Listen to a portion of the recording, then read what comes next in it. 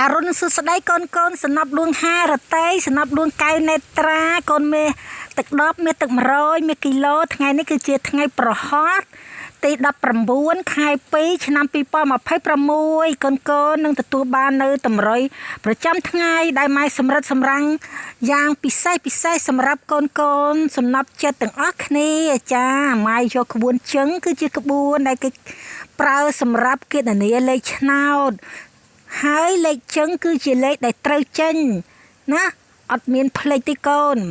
បើបកែផ្លេចពេកកូនតសេកត់ត្រាទុកនៅជាងផ្ទះទៅកូនតសេខ្ជុងខ្វាច់រត់ដីសមឃើញអត់មានក្តារខៀនសតសេហ្វឺតអីតសេកន្លែងណាក៏បានដែរកូនមានដើមឈើអីតសេខ្ជុងលើដើមឈើនឹងទៅណាកលេចទៅឃើញចាក់ផ្លេតកុំឲ្យផ្លេចស្ដាយអញ្ចឹងណាព្រោះក្បួនជឹងហ្នឹងគឺចង់នៅក្នុងប្រព័ន្ធឆ្នោតចេញហ្នឹងទុកចាត្រូវចេញចាំមើលអត់ចេញទេគឺគាំងនេះកូនលុត្រាតាថ្ងៃណាទៅសម្រុកចាក់តលេខមួយនឹងមកប្រទេសទាំងអស់គ្នាទៅមេខាតអត់ចំណេញក៏គេបដូរវេនបដូរថ្ងៃណាឲ្យចេញអត់ឲ្យចេញចំថ្ងៃអញ្ចឹងយើងចាក់ប្រយ័ត្នបន្តិចកូនប្រយ័ត្នប្រយែងឲ្យកុំភ្លេចភ្លាំងលេខជើងលេខល្អអីអញ្ចឹង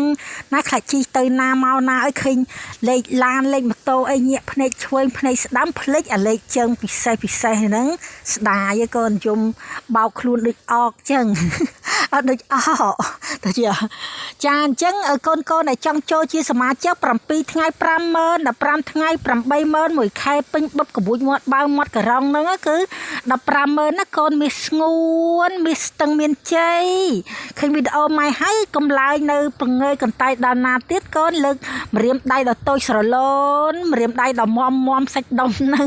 ជួយ like ជួយ share ម៉ែទៅដើម្បីម៉ែសប្បាយចិត្តមាន power មាន power point ក្នុងការធ្វើលេខល្អប្រចាំថ្ងៃចែកជូនកូនជារៀងរាល់ថ្ងៃណាកូនពៅមីឲ្យព្រលឹងសប្បាយចិត្តហោះស៊ីផលិតពេលព្រឹកព្រលឹមណាពៅព្រលឹងជូនពរកូនទាំងអស់គ្នាឲ្យលុយចូល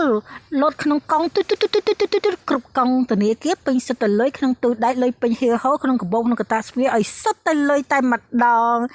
ចាហេង